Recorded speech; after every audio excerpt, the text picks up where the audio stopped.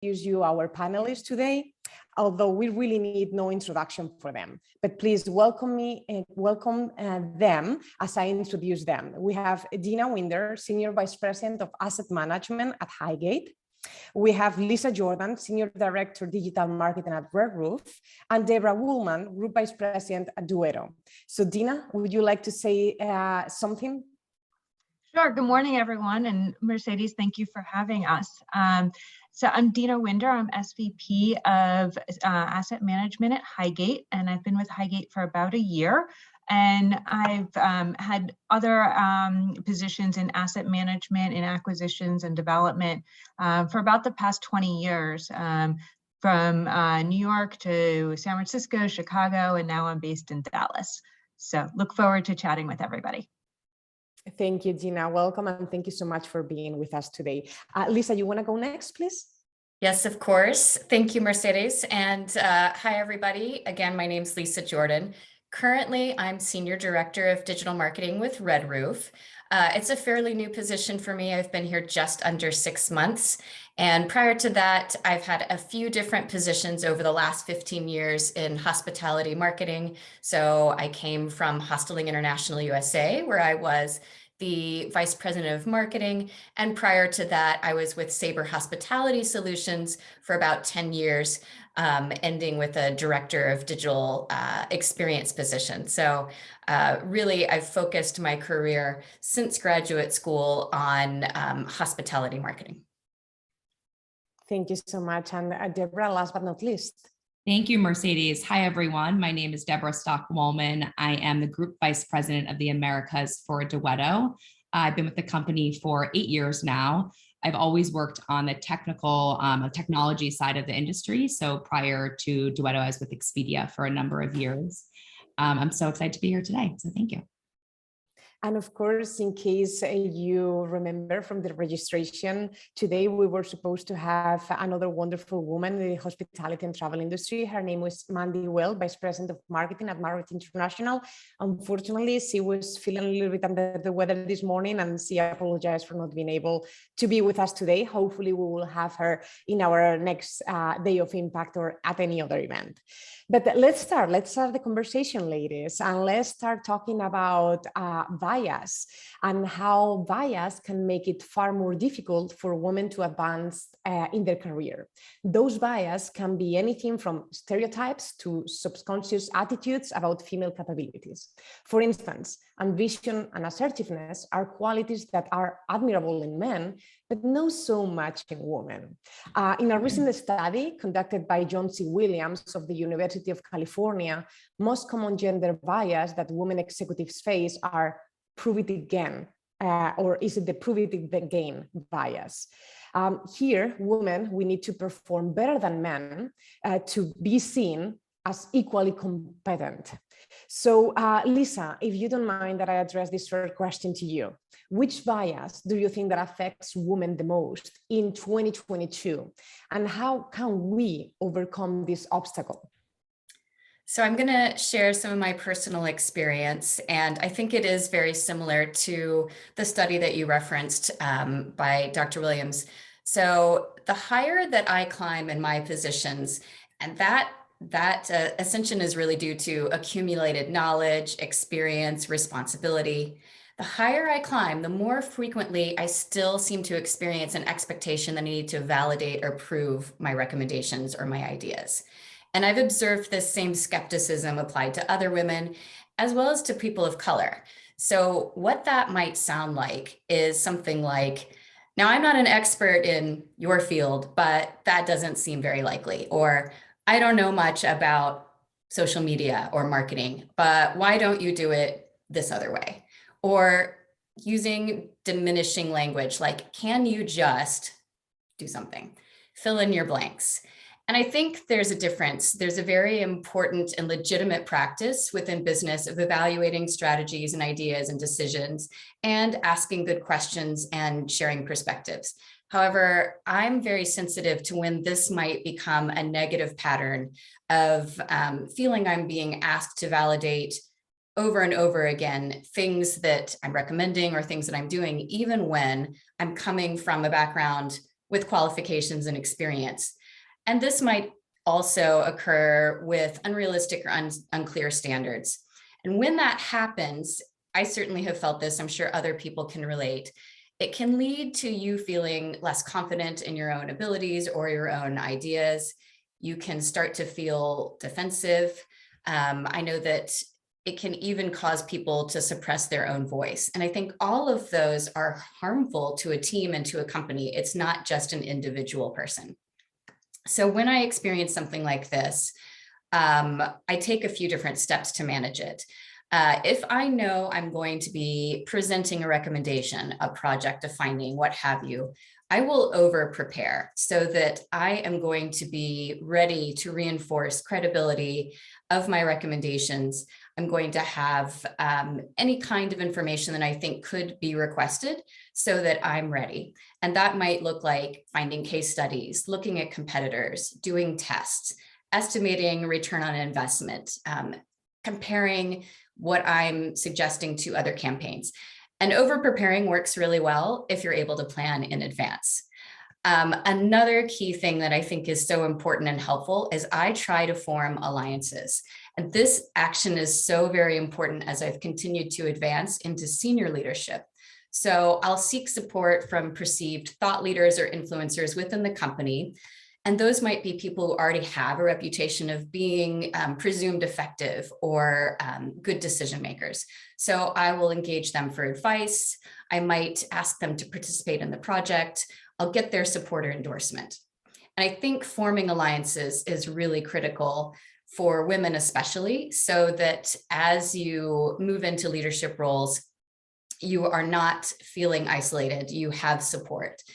Then lastly, if I am going to be making a presentation or I'm joining a discussion, and I know that there are likely to be many more men present than women in that meeting, I often adapt my own communication style. So I will speak more slowly.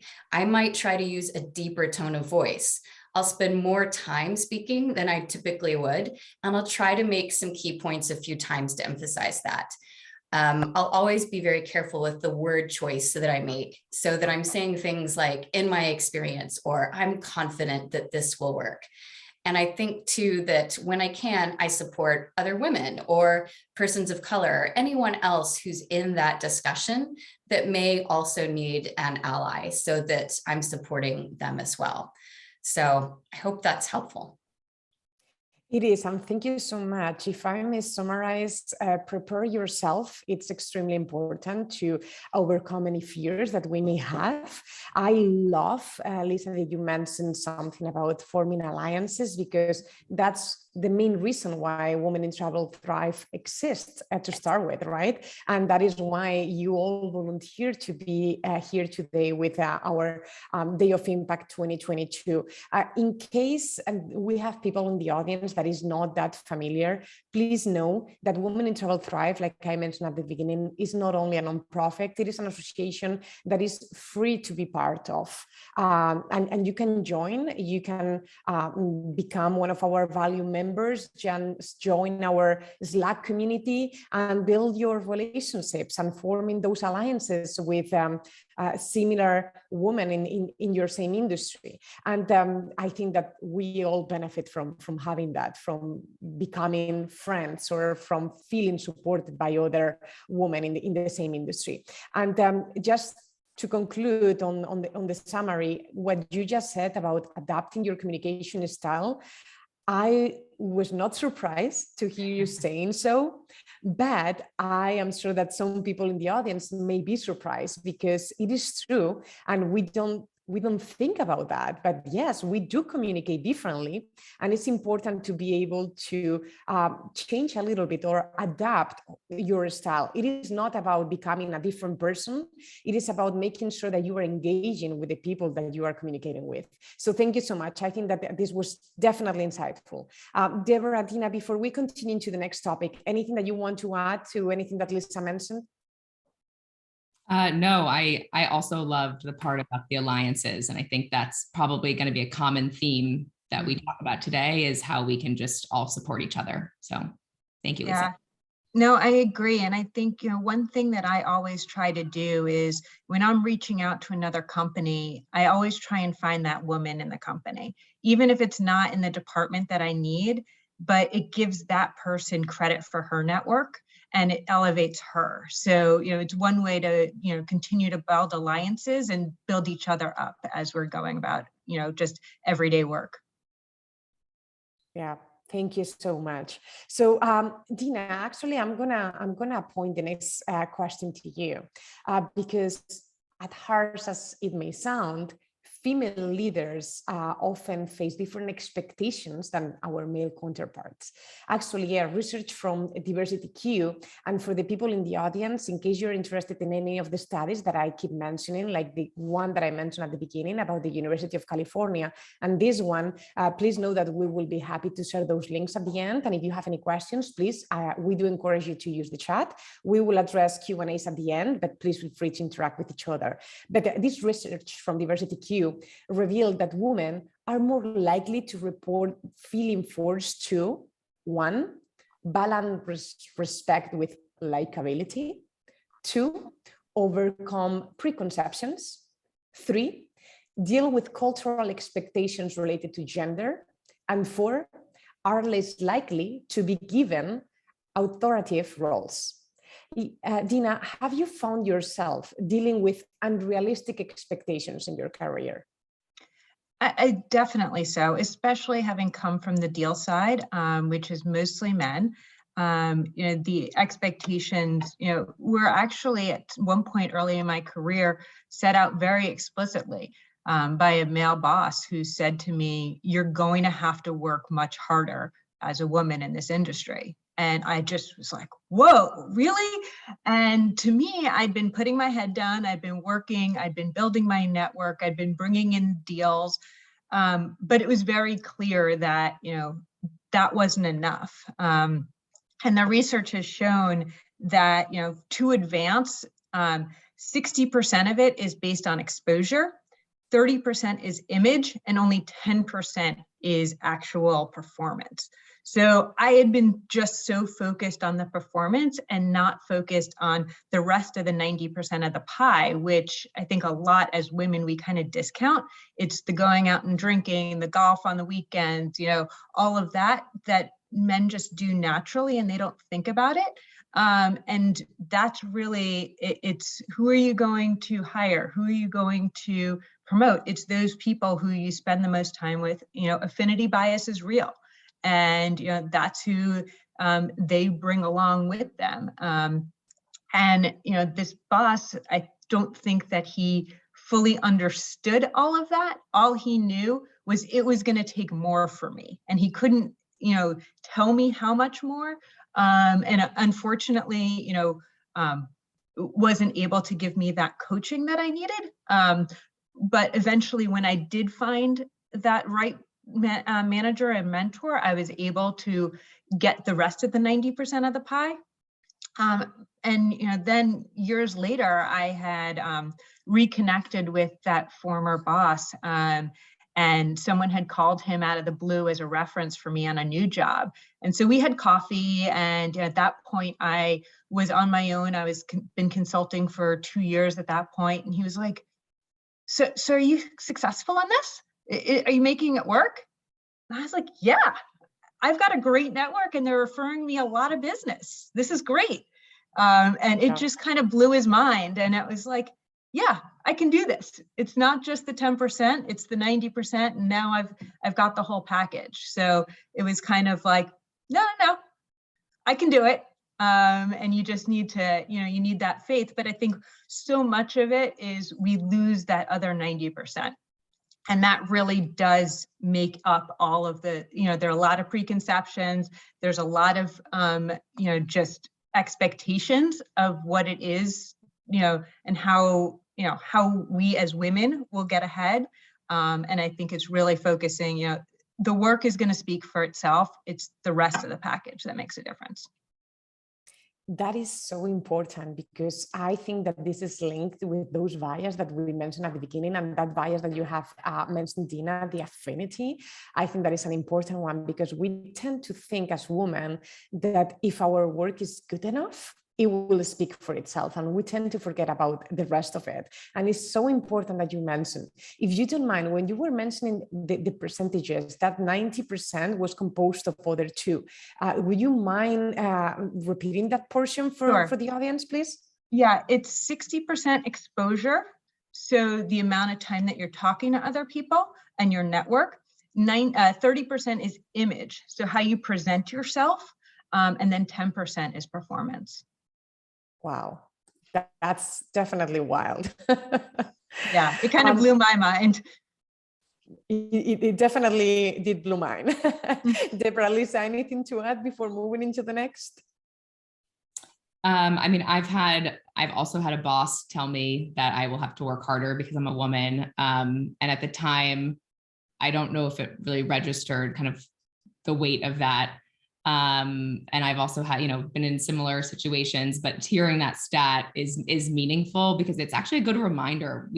What we talked about earlier, we work harder, we prepare more, but also we have to remember that perception is really important. So kind of have to think about it as a full package and continue to elevate ourselves.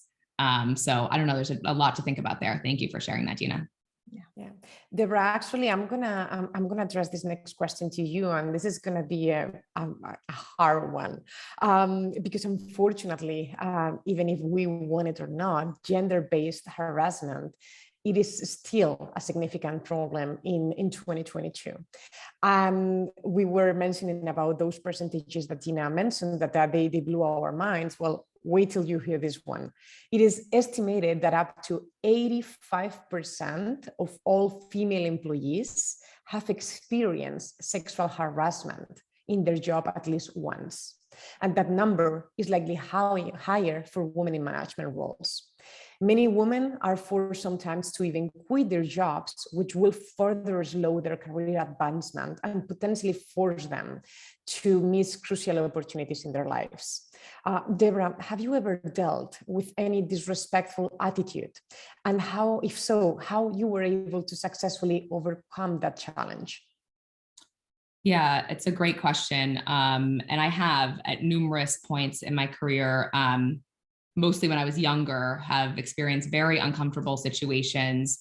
For example, I had someone put a hand on my behind.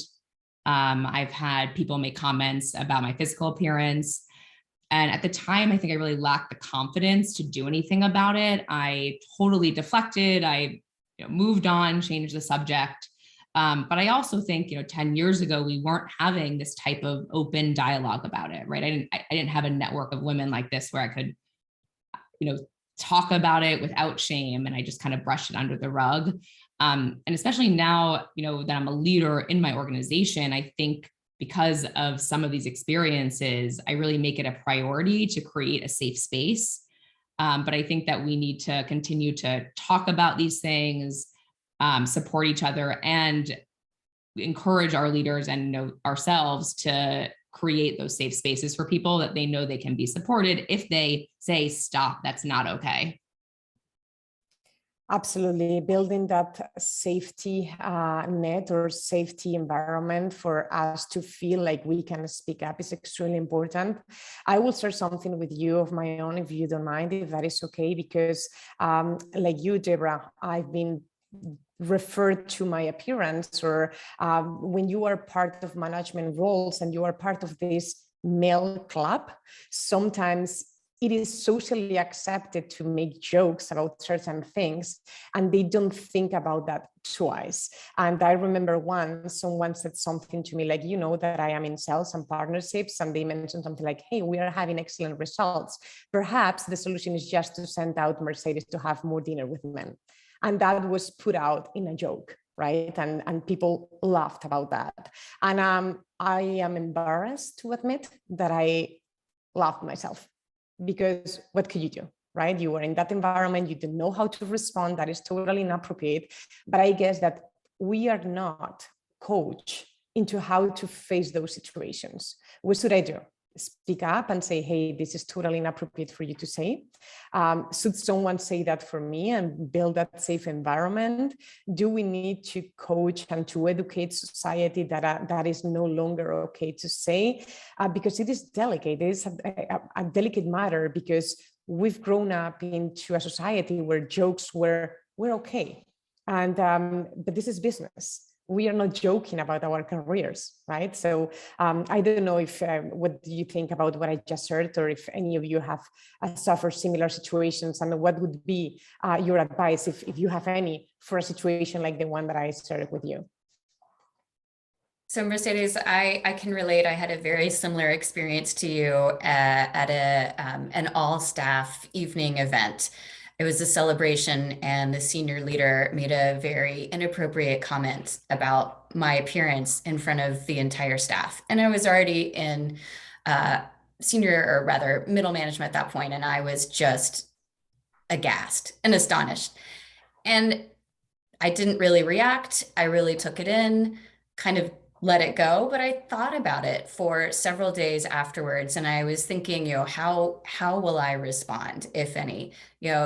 Should I contact HR? Should I have a private conversation with him?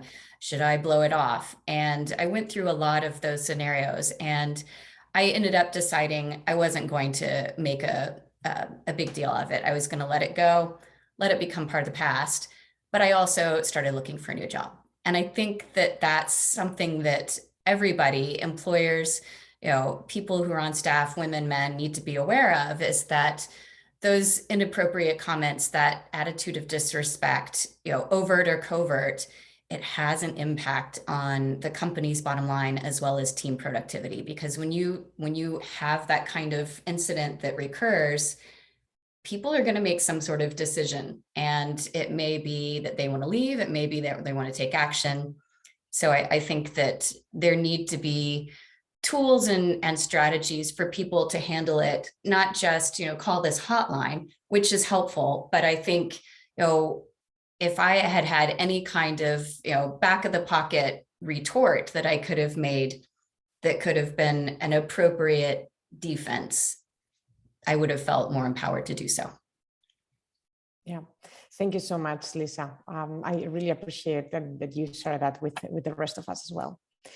Let's talk about work-life balance, especially after COVID. I feel like that has become extremely important for all of us, because I think that the blurriness between work and personal life is even more complex than ever before, right?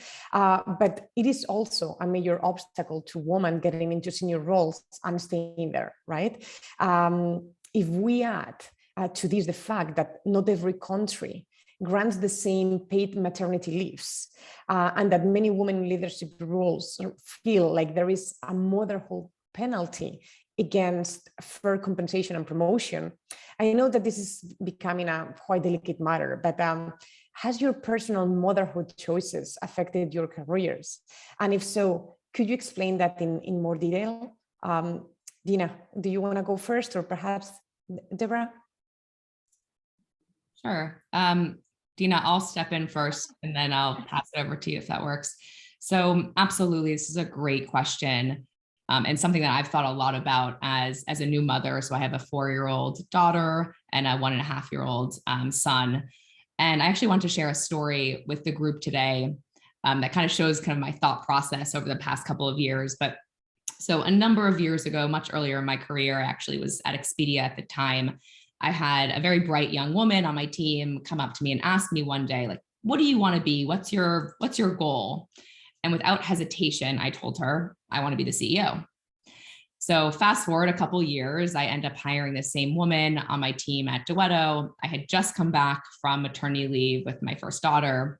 I remember it very clearly. We were sitting at the San Francisco airport coming back from a business trip, and she posed the question again to me. She said, have your priorities changed? Do you still want to be the CEO? And this time, I totally froze. I just finished, I think, pumping in the bathroom, like all the stuff that we do as a new mother, dealing with everything. I thought about it. And at first I felt bad because I didn't want to discourage her, but I also needed to be truthful. And I said to her in that moment, I said, no, actually, my priority right now is being with my baby at home. I love working, but I don't think that I want to sacrifice spending time with her and doing all the things I need to do to, get to the C-suite.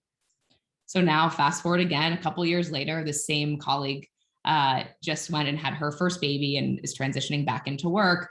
And I was thinking a lot about this conversation, right? About how priorities and everything that happens in our lives really impacts our choices and our decisions. And so I called her just a couple of weeks ago and I said, you're going to think I'm crazy, but I'd like to change my answer again. I would like to be CEO, right? I feel, Siri did not like that. I do want to be CEO, and I feel like I can be a kick-ass mom, and I can also kind of continue to follow my dreams and kind of continue to see whatever path they may lead, right? Wherever I end up in my career. But I also realize now that I am privileged to work for a company that really supports me in both my professional and my personal life. I feel like I'm set up for success because I have the bandwidth to work really hard and spend time with my family. And I think that, we talk about work-life balance as if it's a benefit, and that really has to change. It needs to be the baseline. So when I talk to young women who are thinking about their careers and thinking about what kind of companies they want to work for, like what's important to them, they want to work for an innovative company, they want to make a lot of money, but also they need to ask those questions, and they shouldn't be ashamed to ask those questions. Like if they want to have a family, like, will I be set up for success, both professionally and personally? Yeah, I think, from my experience, I have a very different experience. I'm a stepmom to 3 teenagers. And, I came into their lives and they came into mine when they were already teenagers. So it's a very different experience for me because I didn't have to take time off. I didn't have to, my career just kept going and I was able to integrate everybody in, and we just all moved forward together. So I think it's, I'm very lucky to have them in my life, but I have a very different experience than most mothers out there. And I think the reaction that I've gotten from colleagues is very interesting. I think I'm seen by both men and women as being older than I am and having more experience just because I have teenagers. And it's like, there's no reason other than, I fell in love with a man who has teenagers. But it's something as not having to take that time through early childhood and kind of integrating. And they're like, oh, wow. I get that a lot from men of, wow, you have a freshman in college? It's like, yeah, I do. And, that's part of my life. And yeah, I'm still traveling and I'm still doing everything. And I think it's very different. I had struggled before for my place at the table in seniority. And I think just by mentioning that I have older children, people see me as being older, which is very, strange to me. I'm like, I'm the same person, but it, and I think, I've gotten it from women as well, of just a different perspective. I travel a ton. I'm obviously in a hotel room right now. And it's a different, people are like, how do you balance it all? And it's like, well, I do it. They're teenagers. It's different than when I have toddlers. And yes, I miss them a ton, but they can travel with me now. And they're at a different point in their life. And I think a lot of people they don't realize that. I'm lucky enough that my husband doesn't work, but that's not the norm. And I do see, men who leave early for baseball games are praised for being amazing dads versus, women who do the same are like, oh, they need to take that time off. And I think that's a bias we need to change all in. It's great for all of us to take time and to be with our families. It's not just, yay, he's a great dad. It's like, yay, she's a great mom too. And I think we need to applaud that. Absolutely. There are a few good things going on the chat. Something that Sylvia mentioned is that it is okay that we change. I mean, life is all about change. and our priorities change from today to tomorrow, or from today to 2 years from now, and then we go backwards, right? It is all about evolving and changing with our circumstances. I don't have any kids of my own. I am not a mother. Closer to the forest. I'm not a mother yet, and I can tell you that has affected how people sees me sometimes. Meaning, for instance, it is expected that I can put the extra hours because I don't have anyone to take care of, right? And I think that it's important that we start to normalize that it is okay to have kids. It is okay not to have kids, and it is okay, or it should be the same level of respect for people with or without kids, because at the end of the day, we never know what the circumstances are that brought to that person to where they are, right? Maybe they wanted, but they could not. Maybe they did not find the right person. Maybe they chose not to.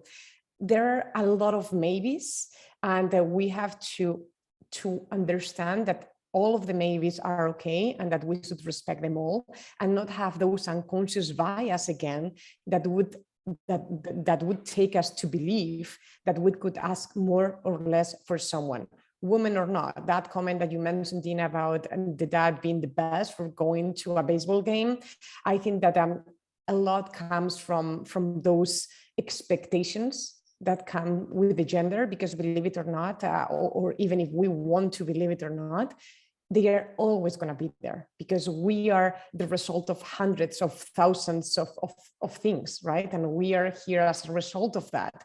And it will take time to change, but I think that we have to continuously educate the world. And I think that pairing or having the same rights, sharing responsibilities, and again, educating the society, same way that we were talking before about educating male leaders about inappropriate jokes. It is important that we continue to do so, and that we do that in a sisterhood, and that alliance that will allow us to help one another, right?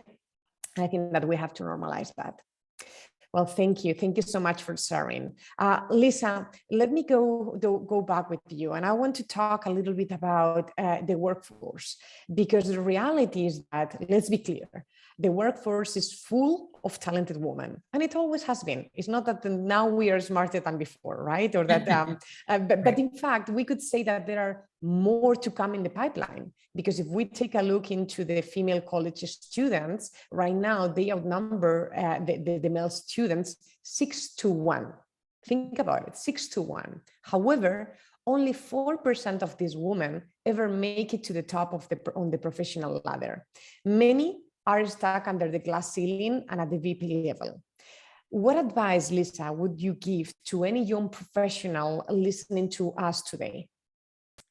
I think that's a great question. And first of all, to every woman out there who is investing in yourself and educating yourself, keep doing it. It does make a difference.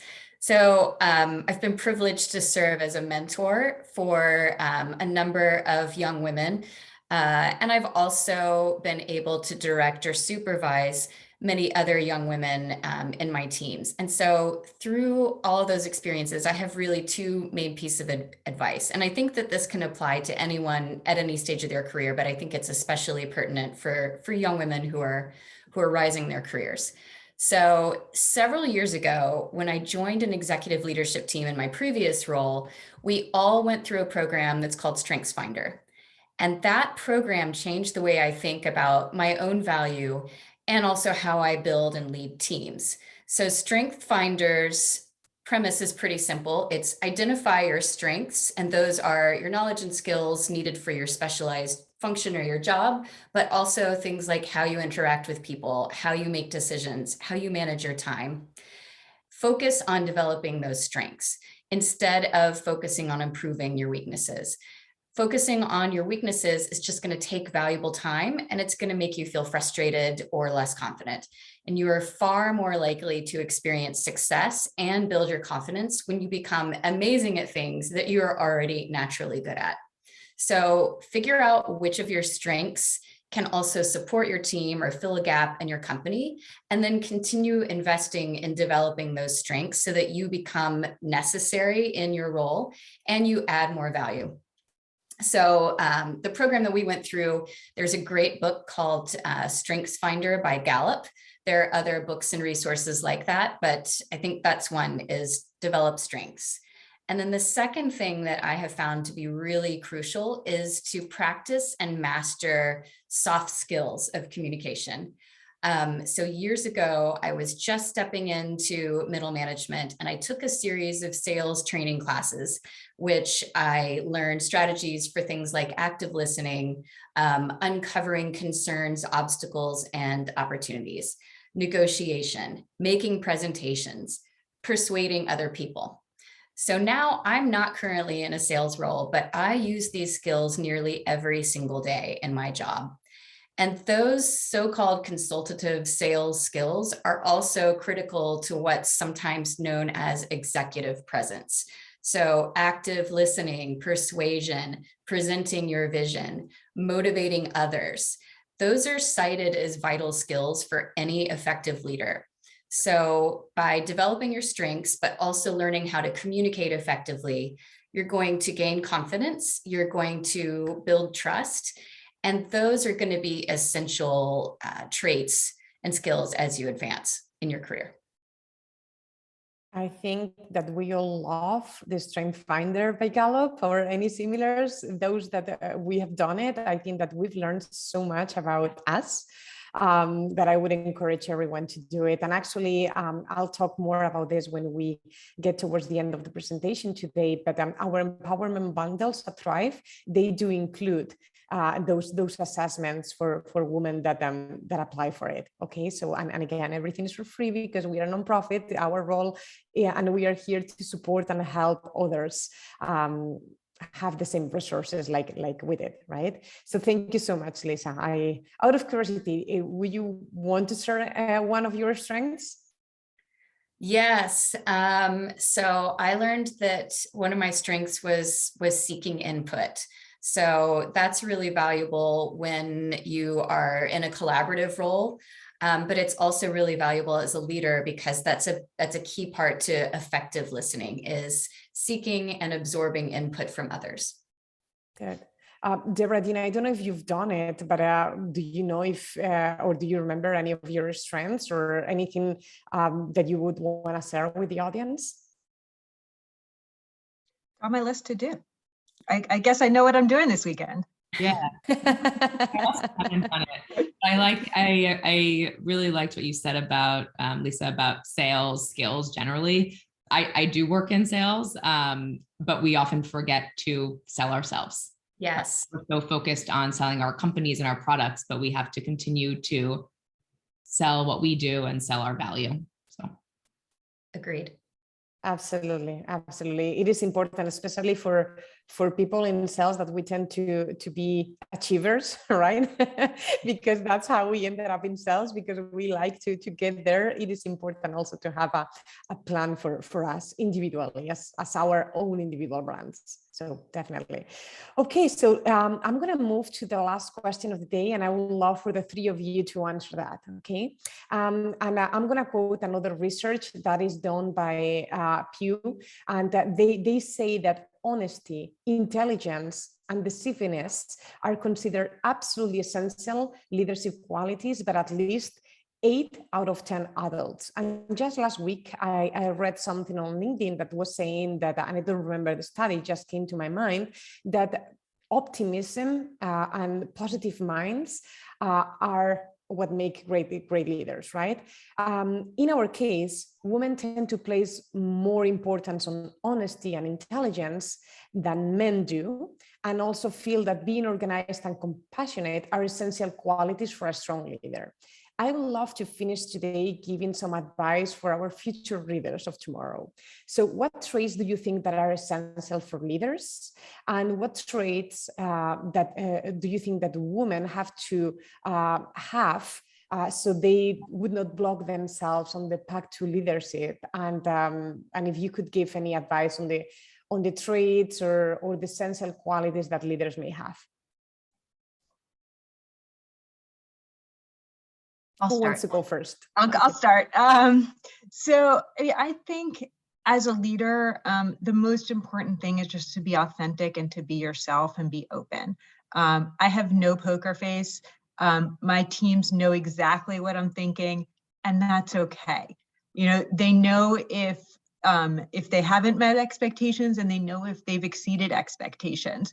And I'm, you know, they can see it on my face, they can see it on my attitude, and they can tell by my words. I know that everybody on my team can do the work and they can excel at the work. That's not the issue. It's really being a cultural fit, and part of that, you know, and so it's just bringing yourself, because that's going to make the team work.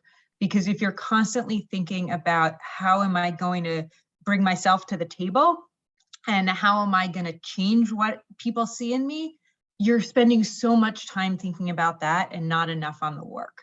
So, you know, I hire people because I know they can do the work and I want them to be themselves. And I think that's the best collaborative environment for us to all succeed. Great, I can jump in next. So I agree with a lot of the different traits, Mercedes, that you mentioned: intelligence, like business acumen, organization, compassion, honesty. And I think when I think about it, I don't necessarily think that there are different traits that make a great leader, whether you're a male or a female. I think it's the same traits, but I think sometimes innately some are harder for women, or harder for men, or harder for just an individual, you know? So when I think about what's difficult for me, and one of the things that I'm personally working on goes back to, I think we spoke about it a little bit already, but goes back to kind of that self-empowerment, or taking credit when credit is due, right? Like I said, I work in sales, but I often don't sell myself, right? I'm too busy selling everyone else and the product and the company. And if you think about what it takes to kind of get ahead, right? We're all trying to climb the ladder and move up in our careers. We need to show our value. We need to show our contribution to the organization. And we can't really rely solely on others to praise us and highlight it for us. We need to do it for ourselves. And I've spoken to a number of other, you know, female colleagues who feel the same way, who feel like they have a harder time doing that than maybe some of our male counterparts. So it's a work in progress. Like I said, it's easier said than done. But I also think that part of it is elevating each other. So I was thinking just before this about one like small thing that maybe we could do to make an impact. So, you know, I like to think of other females, female leaders. So someone maybe in my organization or someone in a different company, but within the industry, who's done a great job on a project, who's really, you know, contributed, who's been really successful. Like, let's give that woman a shout out and see. And I feel like if we keep kind of passing the baton, like let's help elevate each other while at the same time elevating ourselves. So I have a few thoughts about this. I think honesty, intelligence, decisiveness absolutely are essential. And I think something that Dina had shared earlier about the sort of the three components of leadership and advancement. So exposure, image, and performance, all of those contribute to that. I would say that a lot of this to me is about trustworthiness and about approachability. And I think all of those help to make a leader appear trustworthy, that people will put their trust in that leader, women and men alike. And that I think being approachable as a leader is critical for your team to continue to trust you, especially if things are not going well, if there's a mistake, if there's uncertainty or doubt. So I'll share one last story here. A few years ago, I was fortunate enough to work for a really strong and honest manager. And she shared with me that my performance was great, everything was amazing, but that some of my coworkers found me to be a little hard to approach or a little distant. And so my first thought was, okay, I'm super busy and I don't want to be interrupted. But I really did take that to heart. And I thought, how can I change that perception and become more approachable? So what I did was I started organizing regular happy hours with my team. And what I did was I invited the leaders and members of other teams to join us. So over time, it helped me build relationships when I was more relaxed and not focused on deadlines and work. but it also helped build more effective teamwork across functions because everybody learned to trust each other. I think people learned that I was approachable, and it built trust in me. And I felt a notable improvement in teamwork, but also in how people interacted with me during the day. So I think that you have to have trustworthiness, and you have to build that and nurture that over time. So getting back to, investing in yourself, building your network, building alliances, working on your image, promoting and celebrating your own accomplishments, all of those are really important for a leader. Thank you so much, all of you, for sharing all of your valuable inputs. I think that we've learned a lot from you today. And I think that a common theme that we've seen across all Day of Impacts is the vulnerability that we are able to share in these safe environments. Is really empowering and uplifting for most of us. I'm sure that it is for the people that is listening to the webinar. So thank you for doing so. So I would like to move into any Q&A, and I'm going to ask our audience that if they have any questions. I've seen a lot of comments in the chat, but please do me a big favor. And if you have any questions, don't type them on the chat because they will get lost. Use the Q&A section that you will get to see at the bottom right, okay?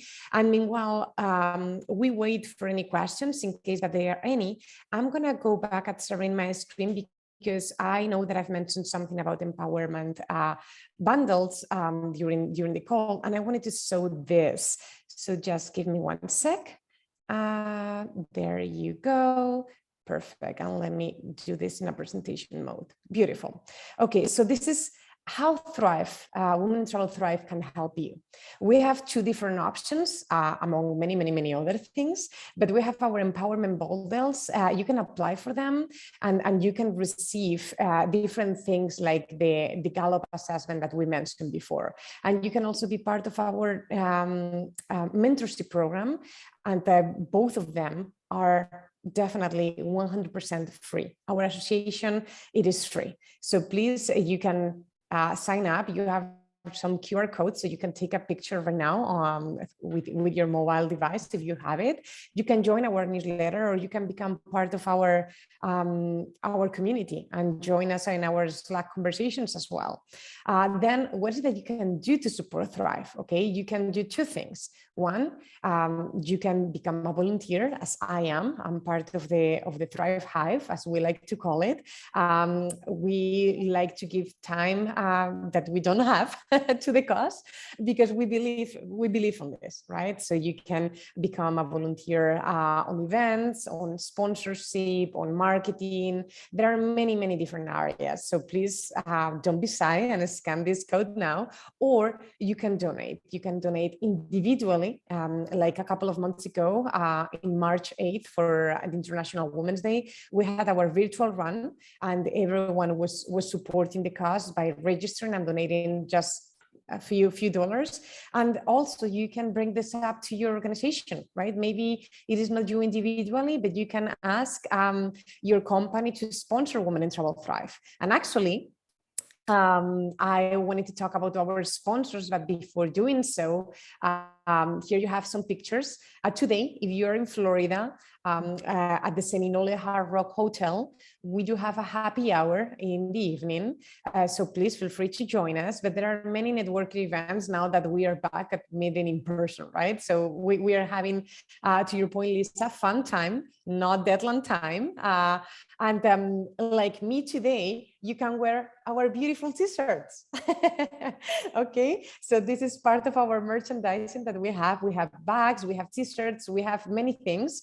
And of course, all of the profits, they will revert into training and helping other women in the hospitality and travel industry. But of course, nothing of this will be possible without our sponsors.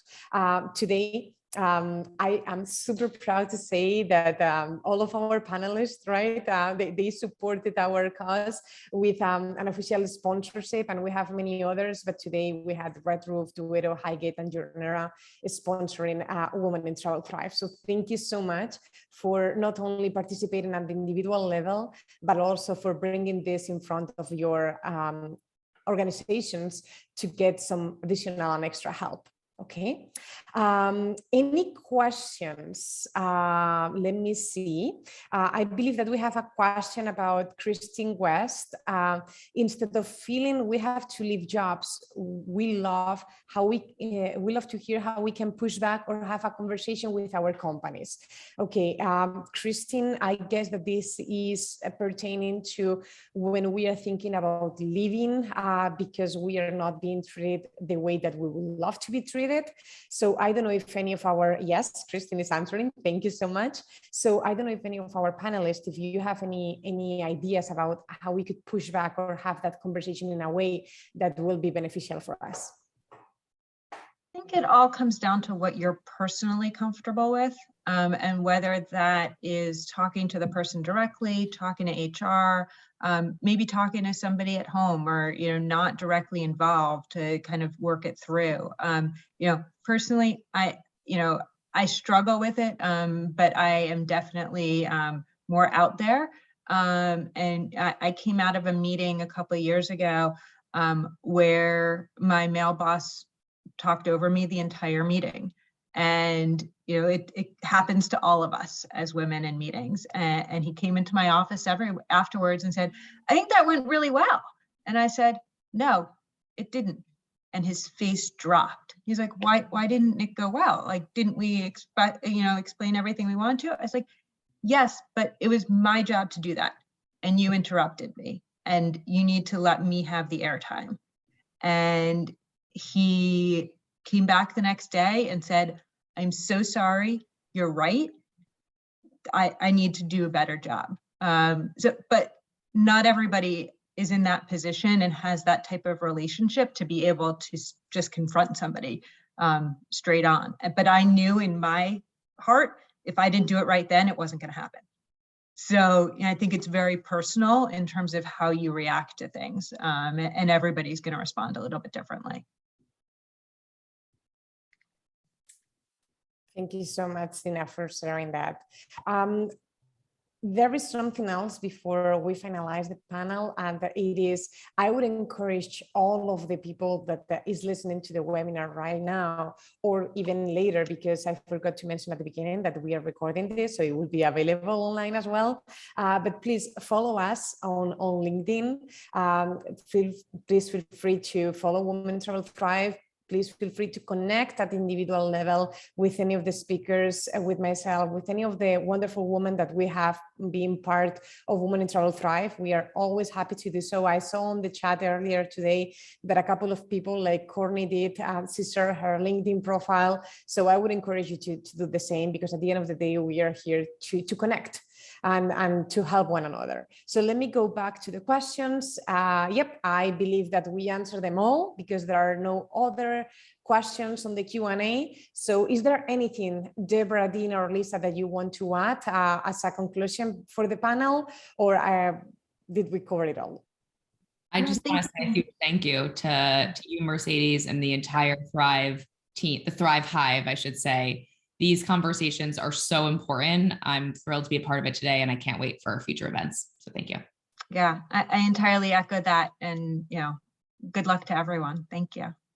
Well, hopefully our next day of impact, finger crossed, will be in person, okay? But let's not forget that tomorrow it is the turn of our EMEA chapter, because the theme is better together, not only among women, but among different geographies and locations as well. It is about becoming more global, more connected worldwide. So please feel free to join us tomorrow for another session of A Day of Impact 2022. And let's work together to have our next one in person, hopefully soon. Thank you all three for joining me here today. It was wonderful to have you. I feel privileged and honored to have moderated this panel, and for feeling inspired by all of you. So thank you so much, and I wish that you have a wonderful day. Thank you, you. Mercedes. Yeah. Have a great day, everybody. Bye-bye.